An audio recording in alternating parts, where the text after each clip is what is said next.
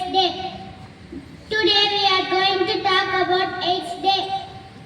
World AIDS Day is celebrated on 1st December each year.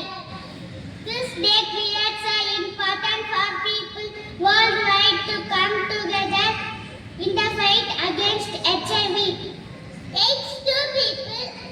AIDS is one of the most destructive pandemics in history. More than 38 million people have become the direct casualty of an AIDS-related illness. And mass awareness about AIDS to people worldwide is extremely important.